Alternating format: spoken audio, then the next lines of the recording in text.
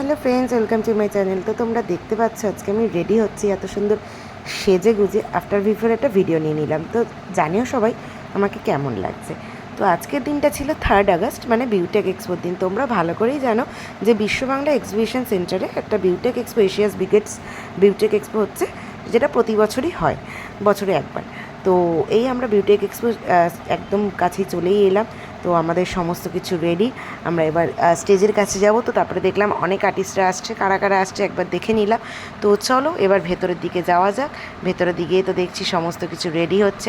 এই হচ্ছে আমাদের স্টেজ। আমার তরফ থেকে যে আর্টিস্টরা ছিল তারা এই স্টেজে আসছেন, এবং সাথে অনেক আর্টিস্টের সাথে দেখা হলো।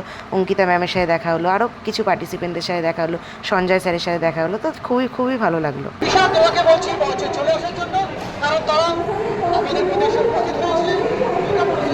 পক্ষ থেকে আমরা শুরুতেই তাদেরকে আমাদের এই মঞ্চে বরণ করে দেবো, বরণ করে দিচ্ছে। এবং লাইভ ডেমোতে ছোট্ট একটি ধারণ তুলে দিলাম আমরা ঈশ্বর হাতে।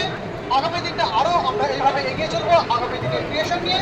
আর সকলকে স্বাগত জানাচ্ছি। দীর্ঘ 10 বছর ধরে আমি কোনো মুহূর্ত কারণ যারা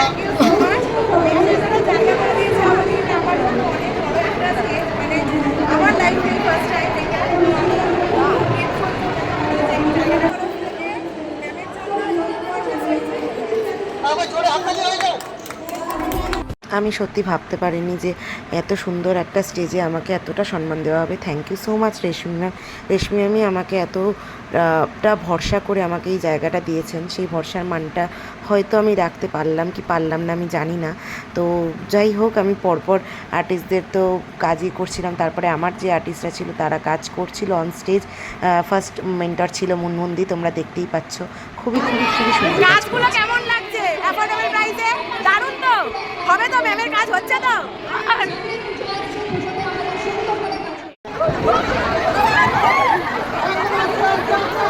আরে লাইট ফাইট ফেলে দিচ্ছে।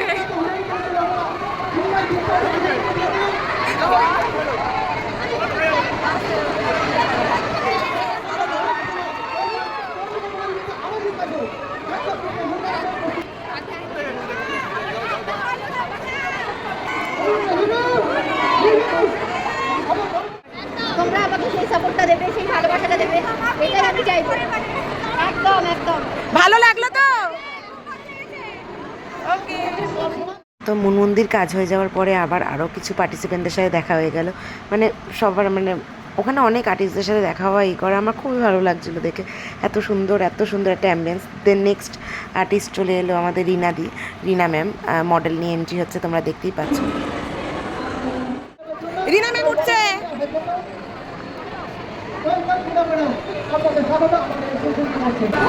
এত বড় এক্সপোতে এসেছি আমি ওই রিসার্চের কারণে, যার আমার ভালো লেগেছে সেই জায়গায় আমি পারফর্ম করতে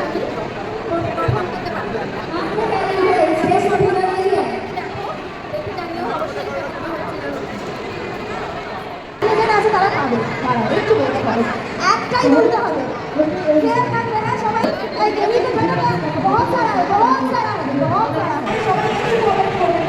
কেমন লাগছে ম্যামের কাজ?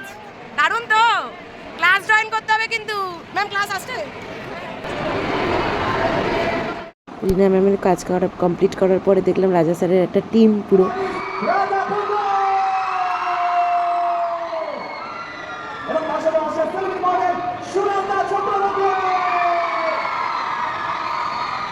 তোমরা ক্রাউডটা দেখেই বুঝতে পারছো, বা আওয়াজটা শুনে বুঝতে পারছো যে কত কত কত পার্টিসিপেন্ট ছিল।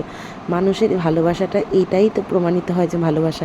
সব থেকে বেশি ভালো লাগলো যে অন স্টেজে রাজাদা উঠে এই যে আমার নাম নিল, এসা কোথায়, এটা দেখে আমার ভীষণই ভীষণই ভালো লাগলো। মানে ওই মানুষটা দেবাকে দেখতে পেয়ে, মানে দেবাশিসকে দেখতে পেয়ে আমার নাম নিল। তারপরে বেরোনোর সময় আমি দিদিদের সাথে ফটো তোলাম। এই অ্যাচিভমেন্টগুলো সত্যি সত্যি অনেকটা স্মৃতি হয়ে থাকে। Thank you so much all of you, thank you so much. Then আমার তরফে 3rd মেন্টর ছিল পিউদি। তো পিউদির কাজ তো শুরু হয়ে গেছে। তো তোমরা দেখতেই পাচ্ছ যে কতটা সুন্দরভাবে সে কাজটা করছে, দেখো। ম্যাম বোঝাতে পারছি।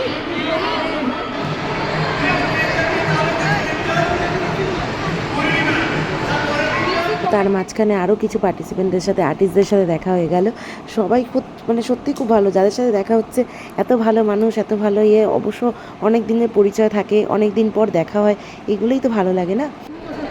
হেভি লাগছে, হেভি লাগছে। তো দেন 4th মেন্টার ছিল নীনা ঘোষ। তো